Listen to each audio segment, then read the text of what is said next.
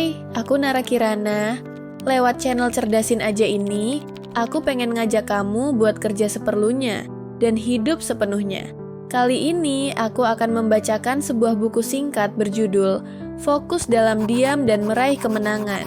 Isinya bukan motivasi kosong, tapi pengingat yang mungkin kamu butuh hari ini, bahwa dalam diam, kita bisa menemukan arah.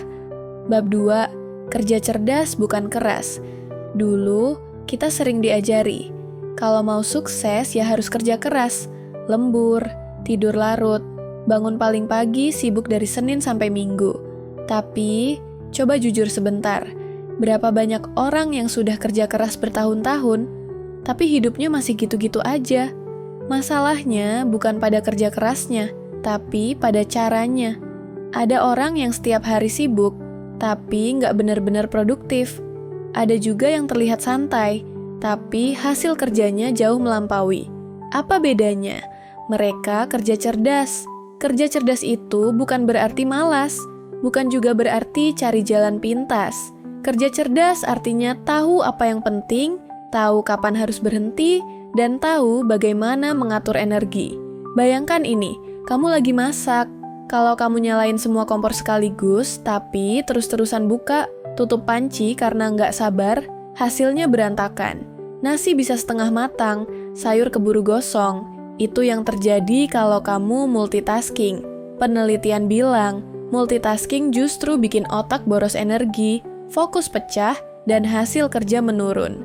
Jadi, jangan bangga bilang, aku bisa ngerjain banyak hal sekaligus. Karena yang terjadi bukan produktif, tapi tercecer. Kerja cerdas itu single tasking. Selesaikan satu hal dulu, baru pindah ke yang lain. Ada juga konsep yang menarik dari buku Atomic Habits. James Clear bilang, kalau kamu bisa jadi 1% lebih baik setiap hari, setahun kemudian, kamu bisa jadi 37 kali lebih baik. Kedengarannya kecil ya, 1%. Tapi justru itu kekuatan kerja cerdas. Bukan kejar lompatan besar yang bikin kehabisan napas, tapi langkah-langkah kecil yang konsisten. Aku jadi ingat temanku yang dulu rajin banget ikut kursus ini itu. Dari fotografi, desain, sampai bahasa asing. Dia bangga banget, selalu update sertifikat barunya di medsos. Tapi anehnya, dia nggak pernah benar-benar ahli di satu bidang. Bandingkan dengan satu teman lain yang diam-diam belajar desain. Setiap hari cuma 30 menit. Setahun kemudian, dia sudah bisa ambil proyek freelance dan hasil karyanya dipuji klien. Beda mereka ada di sistem, bukan semangat sesaat. Kerja keras tanpa arah itu kayak mendayung perahu bolong. Capeknya ada, sampainya enggak. Kerja cerdas itu kayak mendayung perahu yang utuh, dengan ritme yang pas. Mungkin lebih pelan, tapi pasti sampai. Jadi, mulai sekarang coba tanyakan ke diri sendiri. Apakah aku sibuk atau benar-benar produktif?